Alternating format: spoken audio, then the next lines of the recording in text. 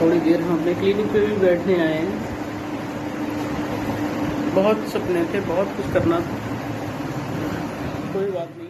समझौते के लिए गया था पति, लौटी लाश। बरेली में नर्सिंग असिस्टेंट की संदिग्ध मौत से सनसनी। बरेली से भारत विजन लाइव के लिए सैयद शाहरुख अली की रिपोर्ट। बरेली के सुभाष नगर क्षेत्र में नर्सिंग असिस्टेंट कुलदीप गोस्वामी की संदिग्ध मौत ने पूरे इलाके में सनसनी फैला दी है। अचेत अवस्था में उन्हें निजी अस्पताल में भर्ती कराया गया था, जहां शनिवार सुबह इलाज के दौरान उनकी मौत हो गई। मृतक के परिजनों ने पत्नी, साली और साड़ू पर जहर देकर हत्या करने का आरोप लगाते हुए कैंट थाने में मुकदमा दर्ज कराया है। परिवार का कहना है कि पति पत्नी के बीच लंबे समय से विवाद चल रहा था। 30 जून को पत्नी ने महिला थाने में शिकायत भी दर्ज कराई थी। इसके बाद कुलदीप समझौता करने और माफी मांगने के लिए साली के घर पहुंचे थे, जहां कुछ देर बाद वो अचेत अवस्था में मिले। अस्पताल के डॉक्टरों के अनुसार कुलदीप ने जहरीला पदार्थ खाया था। वहीं परिजन इसे साजिश के तहत जहर देकर हत्या का मामला बता रहे हैं। कैंट पुलिस ने पत्नी, साली और साड़ू के खिलाफ रिपोर्ट दर्ज कर ली है। शव को पोस्टमार्टम के लिए भेज दिया गया है। पुलिस का कहना है कि पोस्टमार्टम, विसरा रिपोर्ट और वैज्ञानिक साक्ष्यों के आधार पर मौत की असली वजह सामने आएगी। फिलहाल हत्या, आत्महत्या और आत्महत्या के लिए उकसाने समेत सभी पहलुओं पर जांच जारी है। पूरे मामले में आज शनिवार समय लगभग दोपहर के 1 बजे दी गई जानकारी।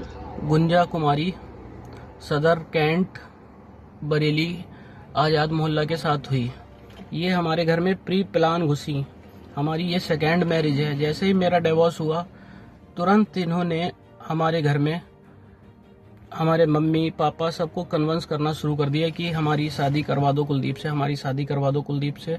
और बहुत पहले से हमारे घर इनका आना जाना था। हमारे साथ ये इलाहाबाद हर जगह गई घूमने, हमारे घर आती जाती रहती थी, मगर हम इनकी मनसा को नहीं समझ पाए। जैसे ही मेरी इनसे मौदे शादी हुई, इन्होंने घर में चोरियां करना शुरू कर दी। आए दिन घर में चोरियां। हम बहुत परेशान होते थे कि ये चोरी कैसे हो रही हैं। एक दिन मैंने इन्हें 70,000 रुपये अपनी बहन रीना को देते हुए पकड़ लिया। जब मैंने इनसे पूछा कि ये पैसे क्यों इनको दे रही है, तो इन्होंने कहा कि इन पे परेशानी है, उधार पैसे ये ले रही हैं, आपके वापस लौटा देंगी। हम मान गए। मैंने कहा चलो कोई बात नहीं, जब आपका मन हो तो दे देना। फिर धीरे धीरे घर से सोना चांदी निकलना, घर से और सारी चीजें निकलना। हम बहुत परेशान होते थे कि ये कहाँ जाता है। मुझे अपने भाई पे शक हुआ। भाई से बहुत पूछताछ की, मगर उस बेचारे ने 1 रुपया कभी नहीं लिया। फिर धीरे धीरे जब मैं जान गया कि हाँ यही चोरियां करती हैं, तब हमने इनसे कहा, तो इनके घर वालों को बताया कि हमारे घर से क्यों ऐसा ये कर रही हैं। तो ये सब लड़ने, मारने, पीटने इसके लिए तैयार हो गए। इनका भाई जो अमित है, वो बहुत ही निहायत ही गंदा किस्म का आदमी है। हमारी छोटे भाई की वाइफ शिवानी उसके ऊपर गंदी नजर रखता था शुरू से ही। बहुत बार इन लोगों से शिकायत की कि भाई इसको समझाओ, इसको समझाओ। 52 साल का हो गया, उसकी शादी नहीं हुई अभी। बहुत बार समझाया कि इनको समझाओ। अभी 30 तारीख को वो आया, डायरेक्ट हमारी जो भाई है उसकी पत्नी के कमरे में गया, उससे अश्लील हरकतें करी, उसके कपड़े फाड़े, बेड पे गिरा लिया। उसकी शिकायत तुरंत ही सुभाष नगर थाने में उसने और उसकी वाइफ ने किया कि कोई सुनवाई नहीं हुई सुभाष नगर थाने में। वो एप्लीकेशन एक दिन सुभाष नगर थाने पड़ी रही। उसके बाद फिर बेचारा भाई आया दौड़ के, वो आई करगैना चौकी भेज दी गई।